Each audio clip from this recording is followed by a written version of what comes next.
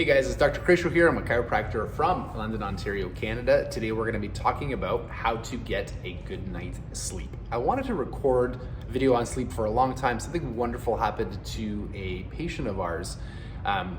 He's been struggling a long time with Meniere's. So Meniere's is dizziness type symptoms. And he went for a sleep study because his wife noticed that he was waking up many times, or he would stop breathing during the night. And once they found and helped him with his sleep, his body's ability to recover and to heal has greatly increased. So sleep seems to be one of those things that we are good at it until we're not, until something gets in the way. So it looks like improving your sleep has more to do with rediscovering your sleep and putting your body into a better state so that it can do what it's naturally designed to do, which is sleep. I wanted to approach this video from three different categories: physical, chemical, and emotional. And I'm going to be dealing with really fundamental surface level issues because you'll need more specialist training and information to get into some of the deeper issues affecting your sleep.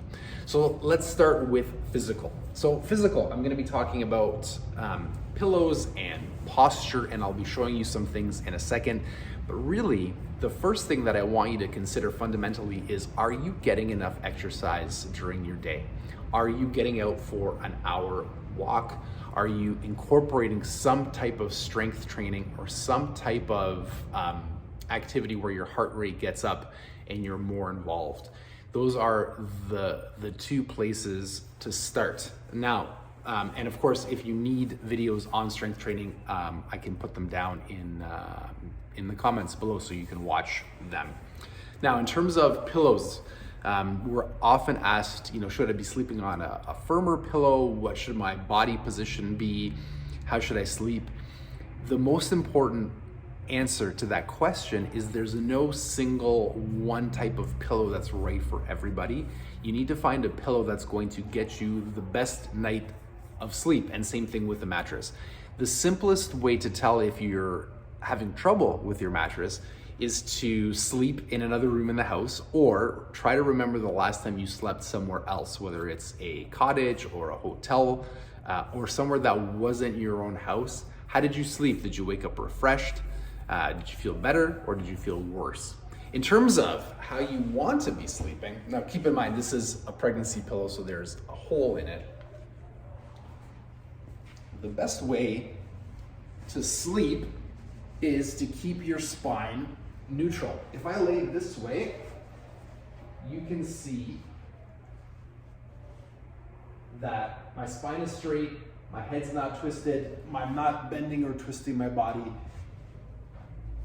You can sleep on your back or on your side, but anywhere, the goal or the target is anywhere where your spine stays nice and neutral and you're maintaining all three curves. So your neck, your mid back, and your lower back, you're maintaining all three curves in your spine. A lot of people like to sleep with a pillow under their legs. It helps take some of the pressure off the spine. You get into trouble when you're twisting, or a lot of people like to be stomach sleepers. Stomach sleeping tends not to be a problem, other than you have to turn your head to sleep. And if you have some arthritis or degeneration in your lower spine, it can cause some problems when you're waking up in the morning. So the goal is to try to position the pillows so your spine is as neutral as possible, and to maintain that position throughout the night. Now, chemically, and when I speak about chemically, I'm talking about specifically the things you should be putting into your body. So in terms of food, you want to be focusing on, real food. And it's interesting what happens to your sleep. I would love to tell you that I've never, consumed too much alcohol or too much sugar, but it's interesting to see how your sleep suffers when you're consuming things or putting things into your body that are not necessarily the best nutritional choices. The challenge is, the first thing that most people reach for is some type of supplement or something a sleep aid type of product. And there's nothing wrong with any of those, but really the fundamental change has to start with your diet on a daily basis for most of your meals. Are you eating enough protein? Are you eliminating high sugar, high processed, trans fatty products? I reached out to a good friend, really smart, masters of science, is Chet Binning. It's at Brain Ignition, and asked him what supplements, because he works with a lot of people who have sleep problems. He said that magnesium glycinate is the most important supplement to start with. Glycinate specifically because if you couple it with vitamin B6, that's the precursor to GABA, which is a neurotransmitter that your body uses. And with those things together, those are the start to your body making melatonin.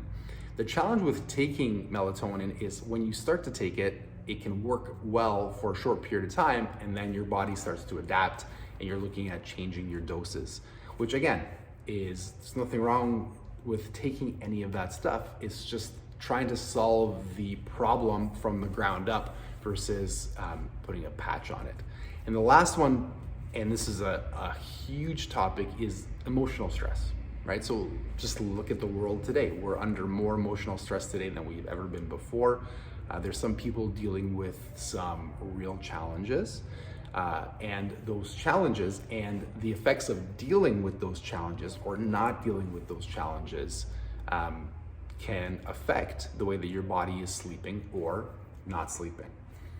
And again, this is just my personal opinion when it comes to this, but learning how to deal and how to handle those challenges, for me anyway, has been the most helpful emotional support that I've been able to provide for myself in terms of keeping healthy and keeping mentally ill. Now, there's many options available to you. I'm only saying that it's best to come up with a strategy to face your challenges and to conquer them, instead of diverting them. So I think the most important thing is getting back to keeping your body healthy and working on your overall health.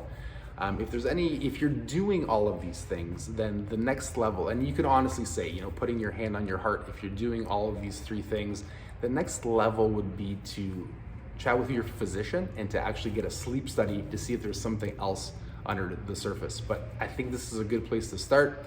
If you have any comments or questions, please post them below. Have a wonderful week, and I will talk to you soon.